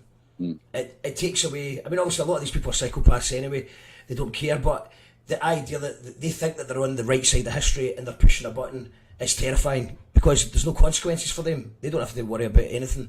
Their conscience, they don't have a conscience, and they probably won't go to court over it. So yeah. Also, just want to clarify the point I was making about Wi-Fi just before I get out of context. I'm not saying Wi-Fi kills the bees or anything like that. And what my point is that capitalism as a whole, we make lots of bad decisions, whether that's getting, we decide that we're all going to eat avocado or we're going to have cheaper burgers. We make a lot of bad decisions based on capitalism without thinking of the environment. And I think we are, just by making stupid decisions without thinking them through, based on a quick buck, I think that we're but that's why we're getting so many strange environmental issues happening. Let's go back to the wheel. It's basically three left. Yep. I think we'll just go through them. So I want to ask, we'll get three left anyway. So Randonautica, which I'd never heard of before, and I had to Google it last night. I ended up going down a rabbit hole. But tell me what Randonautica is. Okay, well, we can do a twofer here because Randonautica connects to simulation theory. Okay. So Randonautica is basically a really cool online game. And the idea is that it uses what they call quantum randomness to generate a string of numbers that correspond to a real world coordinate. You then go to that coordinate and have what they call an adventure. I think it's called an adventure, maybe an experience. I think it's adventure. Yeah. From what I said last night. The thing about Randonautica, though, is that like it is all based on this quantum generated number that's generated by a machine. It's then translated into real world experience. So if you go on Reddit and you read stories of people who've been on Randonautica adventures, you will hear all sorts of wild shit that people have encountered. Now, probably some of that is in the category of like an urban legend or a creepypasta, like a story that someone's made up on the internet to sound cool. But there are real examples of people going there and meeting the person that they end up marrying, or going to the coordinates and finding a dead body, or going to the coordinates and finding some just really spooky, weird shit. It operates a little bit like Pokemon Go. If you ever played Pokemon Go, you know, you're going to physical locations to try and capture the Pokemon that are situated on this map. And you would call that an augmented reality game, in that literally with Pokemon Go, you're holding up the screen and you can see the Pokemon in front of you. Randonautica doesn't work like that. You get the numbers from the machine, you go out into the real world, and then you come back and perhaps you upload some content about it, whether that's text or visuals. So the thing about this that I think is connected to simulation theory. So Nick Bostrom put forward the simulation argument in a paper in the late 90s. Basically, could you just explain simulation theory for any of our listeners who aren't familiar with it? So this comes from Nick Bostrom's paper, The Simulation Argument. As I said, that's like from the late 90s. It comes out basically around the same time as The Matrix, which is a film which is very concerned with the idea of a simulation, right? Never seen it, never seen The Matrix, but I know you've really never good. seen it, but maybe you have some plot points from this. I've heard it's good. I know that Andrew Tate and Russell Brand and all these people blame The Matrix for alleged things. So the reason that has a bearing on Randonautica is that basically what Bostrom argued in that paper is that a society that was sufficiently advanced enough and had access to enough power could create a simulation of the world that their ancestors lived in, an ancestor simulation, that it was so powerful and so realistic that you couldn't tell it apart from reality. And given that that is mathematically probable, it then becomes mathematically impossible to prove that we don't live in an ancestor simulation. And various interesting things arise from that maths. Let's say now we're living in a society right now that could create an ancestor simulation. And let's say that we manage to find a way to wake up from the ancestor simulation like Neo does in The Matrix. There's no way to actually prove at any level of the simulation that you're in the original reality, what Nick Bostrom calls the basement level of the simulation. And for that reason, awakening from a simulation is a little bit like awakening from, let's say you've been in like a bad political sect or a religious cult and you awaken from that. Your understanding of the world is transfigured. Everything looks different. You've now accessed the truth. You've no objective proof that you've not entered into another little cult, another little simulation, another little version of reality. So I think what Bostrom was trying to do there was problematize that. Now, okay, ancestor simulations, you can't build one right now. You'd need the processing power of our entire sun to run an ancestor simulation that was realistic enough to realistically depict a world as complex as ours, even for one player. And it's become quite a famous joke, the simulation argument. It appears in an episode of Rick and Morty. Morty goes and plays a game called Roy, where he's basically, he ends up having kids, and then, him and his wife live into their old age. He eventually dies. And then Morty wakes back up in the arcade. He's like, what the fuck? I just lived an entire life. And then Rick's on the machine and he's going rogue, and Roy hasn't got a social security number and everyone's watching him play. So, the idea of a simulation that's as real as the world, so real you can't tell it apart, is kind of a common trope now. But it's still mathematically impossible for us to prove that we don't live in one. And it's also, even if we are in the basement level, let's say we're a society that's progressing towards that singularity point where technology like ancestor simulation is possible. Now think of Randonautica. You are getting coordinates from a machine that's connected to the internet. It's not an artificial intelligence, it's just a little algorithm that generates those numbers. It's then sending you out to a real world location.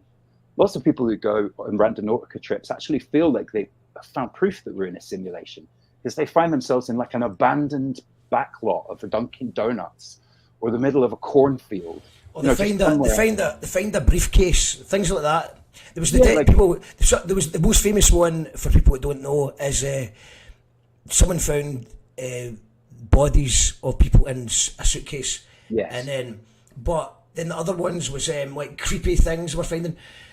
How much do you think that could be? So the debunkers would say that it's because you're going on this adventure, so the adrenaline will be pumping that you're going to find something, whether that's creepy or you're going to find a partner potentially, or something's going to happen.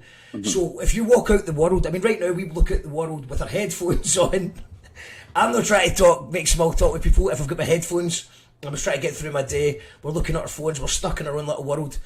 But when you go on holiday, for example, and you don't have these distractions, you just walk down, you're looking at everything, you see so much. Do you think there's an element, could it be that people are just consumed by the adventure, that they're now going to look out for things like, maybe a bit of graffiti from an old friend?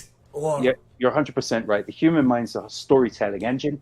We experience a phenomenon called pareidolia, where our brain is trained to see patterns. And if there isn't a pattern there, we're trained to look for it. And sometimes we see it when it doesn't exist.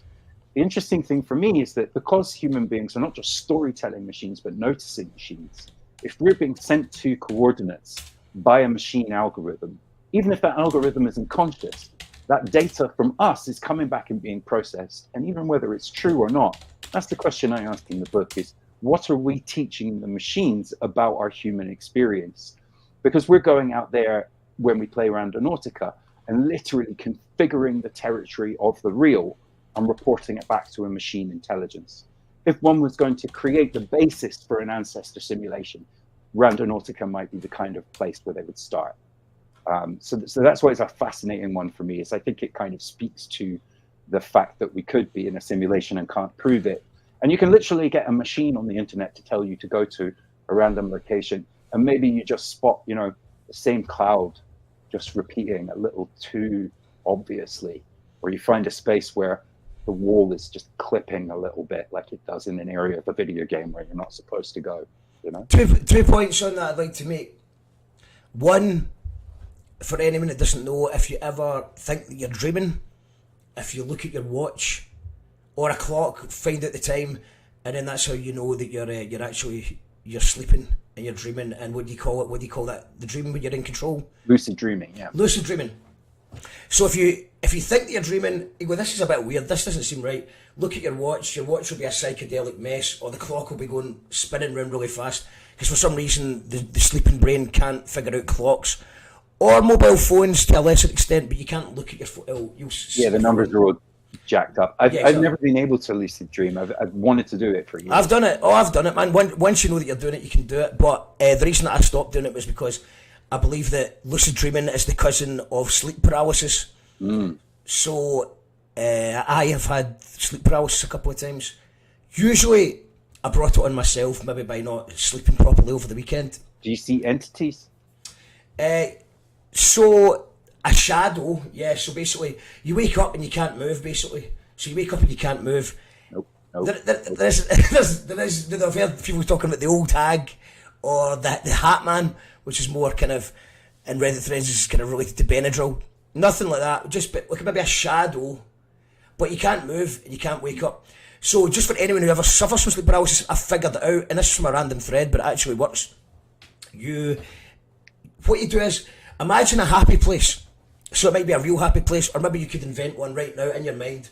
So for me, I've got this really nice, I've got water, I don't maybe shouldn't tell the entities where my happy place is, but I've got a nice happy place in my head. Imagine it all the time. Sometimes I just remember my happy place, and it's just an imaginary place, and it's beautiful, it's very relaxing, it's sunny, it's nice, there's water. And then the next time that happened, what I did was, you can't move, and then with my brain I went to the happy place, and it's kind of like you shoot out your bed through the galaxy and you end up in the happy place. Right. And then you're kind of lucid dreaming, but obviously in the lucid dream you're just having a wee rest, you're not trying to fly or anything, you're like, here, I'm quite happy here. So that was that one. The second point I wanted to make was with regards to the simulation theory. So I heard someone talking about it where it's like, and this kind of ties in with the last one that we've not hit on, is the aliens. So it would say, for example, we were aliens who came down to Earth and we wanted to simulate what it would be like living as a human being in this time. And also it's quite mad that this is the darkest timeline, the time where internet and technology is getting ever bigger. So the way I see that is, you or I could be Eminem. So the reason I say that is, so Eminem is so he dies, say for example, or he gets pissed off by aliens, and he's like, because you're living in the future, in a heaven or another planet, and you're like, oh, you did well. It's like, I could have did that. I could have did that anyway. I was brought up in a really deprived area. I'm Eminem, and I had nothing. My father was gone, my mother was abusive, and I still made it as the biggest rapper in the world of all time. And then the aliens like, aye, but you think you could do it as a... And he goes, I know, and he started off as a black rapper, and he went back down, but this time he came back as a white rapper. But it's like, okay, Eminem, you did it as a white rapper from Detroit, but can you do it as a white rapper from Glasgow? And so it's like, you come back as the hardest difficulty setting to be a successful rapper is a white Scottish guy, maybe. No, so, I thought about that, but okay. There's probably harder games And but that is the idea of simulation theory, that you go back. Astral projection is the word I was looking for, Louise. Thank you. Louise also says, my subconscious ruins my lucid dreams. I end up trying to get a cask of milk from Aaron, which is landlocked in my dream, and I have a bath sunk into the carpet that I can't move from until the sun comes. Why? Stay in, Aaron! Fuck's sake, man. I'm gutted when I come back from. Yeah. I would just... The Matrix, did you watch it yet? No, I've not watched it yet. I'm going to watch it because, like, I've noticed that all the right-wing people accused of doing bad stuff just blame it on the Matrix. This is what I was talking about with regards to awakening, right? Like, they've really seized on this metaphor of the pill. So it started with red pill, blue pill. Are you aware of the fact that there's all this shit going on, or are you going to ignore it, right? That's the basic level. Then there's, like, black pill, which is, like, you recognize that everything's fucked, and, you know, women are against men and blah, blah, blah, and you become fascist. That's black pill, I guess. Maybe spoiler alert! Spoiler alert! I don't want to go to the film. Don't spoil the film. Pills now, like, it's just such a durable metaphor. But each person is then talking about, like, a version of awakening or staying asleep. Yeah, the phrase woke's mental now, isn't it? You stay woke. Pill, then you've not awakened into the true reality. Wake up! Wake up to that. It's a persistent metaphor. It's why you should watch The Matrix, Mark. I don't know. It seems like no more spoiler alerts. I maybe watch it someday. I've heard it's good, but yeah, I think it's weird that it started off as kind of a black power, kind of be woke to what's going around you, and then I remember, like, you know, during the conspiracy theory documentary rabbit hole I went down. Then it was kind of like, wake up, are you awake to how bad things are? But then it's just really weird in the last couple of years, you've got people going, here, I've got a funny feeling that society's not the way it should be. And it's like they've just woke up. All the people during COVID as well, who just, for the first time, their life was inconvenienced. And they're like, wake up! And the word woke is now, you know, they use that as, you know, too woke.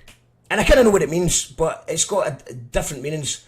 Like, for example, I seen a documentary last week, and it was somebody saying that talking about Palestine, and the guy said, "Oh, I hate all that woke stuff." And I think it was Lloyd George or something like murdering people is woke now. So it's like this word has just changed so many times. Louise, it's a fight even in Dreamland. It's probably aged now. Well, I've heard that the first one's good, but the rest of them are shite. I'll maybe watch The Matrix. Maybe what we could do is we could get some funding for a film festival. You should Twitch stream it. Twitch stream it. Yeah, no, I'm up for watching it. I've just never seen it. But the final thought is on Aliens. It's one each, by the way, for anyone who's cares about the football. England's just equalised against Holland, it's one each. But it's nearly half time, so we can have our final thoughts. Yep. The book is available. I've put the link in the comment to Bram's book, The Darkest Timeline. Let's see that. Let's see that. Looks good. Living in a World with No Future. Out now. And you've got a gig on behind us. Yeah, so for anyone listening in Glasgow, this Friday, I'm at Mount Florida Books in the South Side, 7 p.m. You can get tickets online. I'm sure we'll have the link for that. In fact, I think it's linktree/the darkest timeline. Yeah. And I think there's a few tickets left, so grab one if you can. I'm going to do a reading and a little Q&A, and it should be really fun. We'll probably go for a drink after. So that's the book launch. It's this Friday. Sounds good. I'll try and make it, man. So let's finish it with aliens. Where are the aliens? Well, that's a question that a lot of people. And bonus points if you can bring DMT into this one. Okay, I'll certainly try. So in the book, I talk about, like, you know, there's two kind of like systems for trying to understand aliens, and the first is called Kardashev's scale. Nikolai Kardashev, a Russian scientist, developed this, and it's basically like a 3-level way of measuring civilizations by complexity. Well, really 4-level, because it starts at type 0. Type 3 civilization has basically harnessed all of the power of its sun. So it's in some way developed a technology which can kind of take all of the energy the sun produces and keeps producing and use it. And it's developed interstellar travel. It can go to, you know, other systems and explore those. That's a type 3 civilization. A type 2 civilization has access to the power the sun generates, but probably not all of it. It has the ability to extract resources from other planets in its system. And it's kind of on that way towards becoming a spacefaring species in the truest sense. According to physicists like Michio Kaku, we're on the way to becoming a type 2 civilization in the next couple of 100 years. Type 1 civilization, basically that's the early form of the thing where we're kind of making that transition away from extracting resources from the earth and extracting them, learning how to extract them from things like asteroids. So we're not even on the scale yet. We're type 0. We're a society and a culture that extracts resources from the earth. Those resources are limited. So Kardashev's scale is a way of understanding civilizational complexity. We're a type 0. The other idea was Enrico Fermi, the physicist, and this is called Fermi's paradox. And he used a calculation. I think it was I'm not sure if it was connected to the Drake equation or not. The Drake equation is a method of calculating how many alien species there should be. But Fermi's paradox is basically, it says, given the massive statistical likelihood of there being alien species out there, why haven't we heard from them? Why haven't we seen any evidence of them? And Kardashev's scale could give us a very dark answer to that. Maybe there are no type 2 civilizations. Maybe there are no type 1 civilizations. Maybe by the time a civilization is ready to graduate to that type 1 level, it wipes itself out by using all its resources and poisoning the planet, or warring over resources and exterminating itself through some sort of Armageddon. Or maybe there's a species out there who are a type 1 or a type 2 or a type 3 who arrive to kind of cull us when we get too dangerous or if we're too savage. Any of these scenarios could be true. But the fact remains that we're still a type 0 civilization. And the idea that we could cooperate on a global scale, come up with a single technological solution that would allow us to progress beyond type 0, I think seems pretty unlikely to me, because we're still very unable to solve the problems on our own planet. So where are all the ego? I think egos. Everyone would want the pat in the back, wouldn't they? Yeah. Elon Musk would want the pat in the back. Yep. Somebody would want it. Fucking Bezos, or somebody would be like, no. We can't imagine sending Bezos up in the first spaceship. Elon Musk and Bezos. After I can never forgive what he did to Captain Kirk. Anyway. They're kind of always revising this stuff, right? Like they're always saying, "Oh, now we've revised the Drake equation. We actually think that life is really rare and only occurs on planets that have this amount of water and that amount of volcanic activity, and then maybe a species could arrive that could evolve into something intelligent." But all of that math is based on the idea that life would have to evolve and resemble us, and I think that's the fundamental point about why we maybe won't evolve beyond a type 0 species, or why we're still so dumb that we're stuck at being type 0, is that we don't even really recognize the consciousness of other animals on our own planet. We kill them for food and profit. Like, we don't understand their consciousness. We discover all the time that they have feelings and emotions and complex social structures, and we continue to slaughter them or ignore their slaughter. So why would we be anything but indifferent to alien life we encounter? We might not even recognize it as life. I think it's on the cosmic scale. I don't see anyone coming to save us. If there are aliens out there, they're probably avoiding us. But really, I think the truth is every planet we could reach is dead. Yeah, aliens would need to be able to batter fuck at us on some level for us to show them any respect. If we could eat them, we would eat them. And I think so. Yeah, like you said, they might have just sort of using the surveillance, as we mentioned earlier on. The novel Three Body Problem, they recently did a show of it for Netflix, which is reasonably good as well. No, I've heard this. Is that worth watching? Is that worth watching? Is that worth watching? I mean, the TV show's okay, the book's great, but it really does dramatize this idea well of, like, if we met a species, how would our idea of what intelligence is contaminate or obscure how we contact them? How would we know if they were a threat? So yeah, we recommend that book. It's a really good sci-fi. Yeah, the fact that we just had an election there where we just nominated another bunch of absolute idiots. So aliens come, they would not be met with the keenest of minds. Mushrooms are aliens, that's true. I've some really good.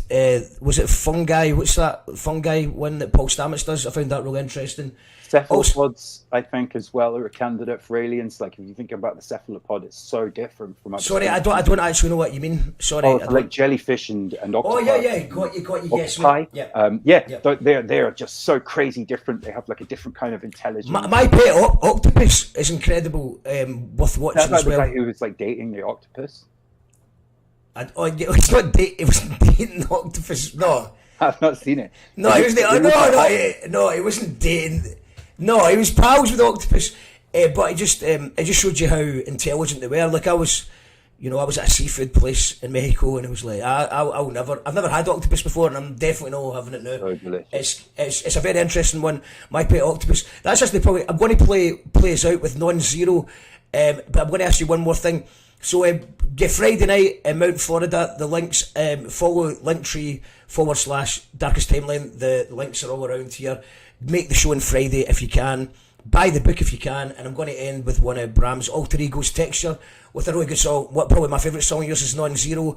But just when you were talking about the type zero, is Non-Zero, is that to do with that? Is that a good segue?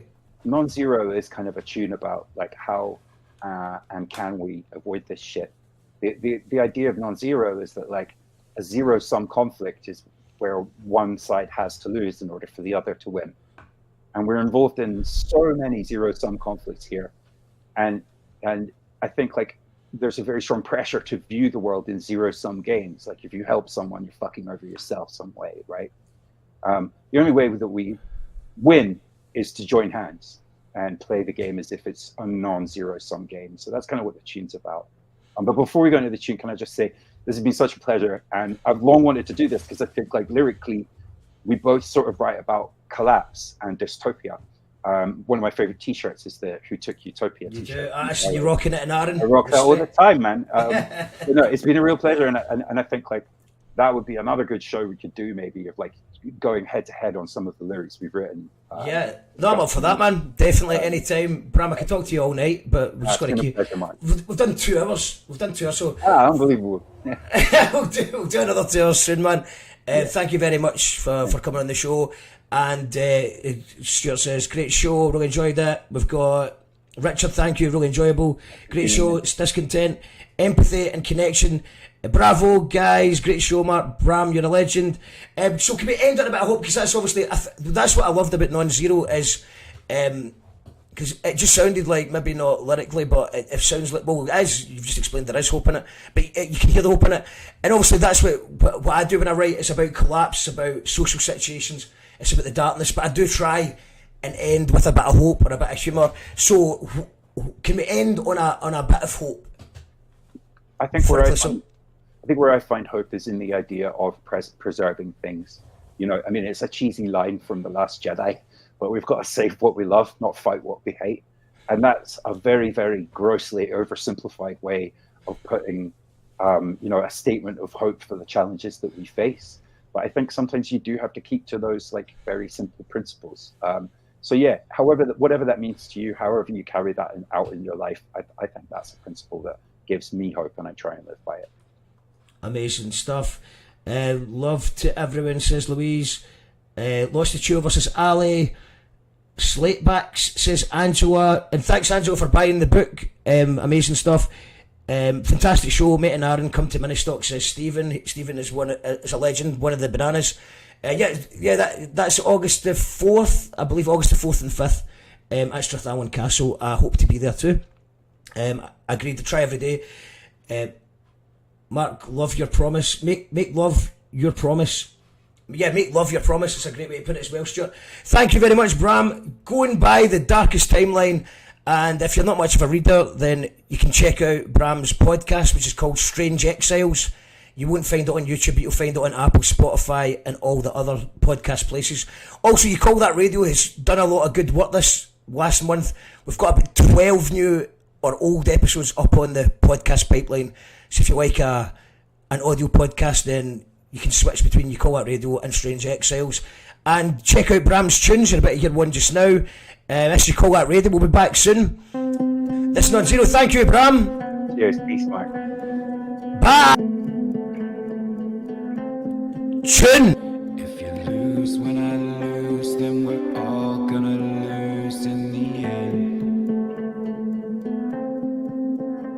If you lose when I Light falls through the prism, cast dark shadows on the walls of the prison.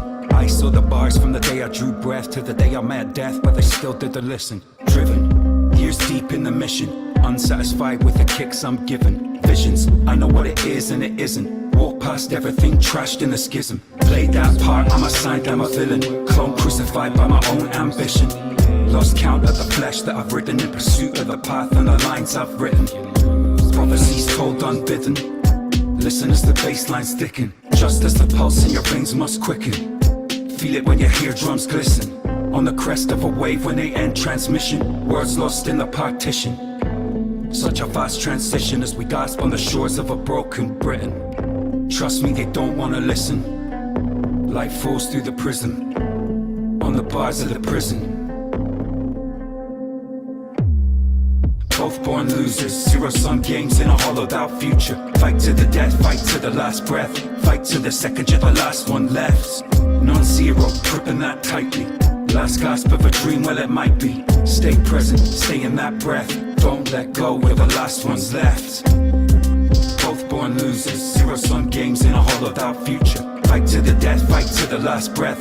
Fight to the second you're the last one left. Non-zero, gripping that tightly. Last gasp of a dream, well it might be. Stay present, stay in that breath. Don't let go, we're the last ones left. lose, when I lose, then we're all gonna lose. The last ones left. in the end. If you lose, when I lose, then we're all gonna lose in the end. If you lose, when I lose, zero-sum games in a hollowed out future. Fight to the death, fight to the last breath. Fight to the second you're the last one left. Non-zero, gripping that tightly. Last gasp of a dream, well it might be. Stay present, stay in that breath. Don't let go, we're the last ones left. Both born losers, zero-sum games in a hollowed out future. Fight to the death, fight to the last breath. Fight to the second you're the last one left. Non-zero, gripping that tightly. Last gasp of a dream, well it might be. Stay present, stay in that breath. Don't let go, we're the last ones left. Both born losers, zero-sum games in a hollowed out future. Fight to the death, fight to the last breath. Fight to the second you're the last one left. Non-zero, gripping that tightly. Last gasp of a dream, well it might be. Stay present, stay in that breath. Don't let go, you're the last one left. We're the last ones left.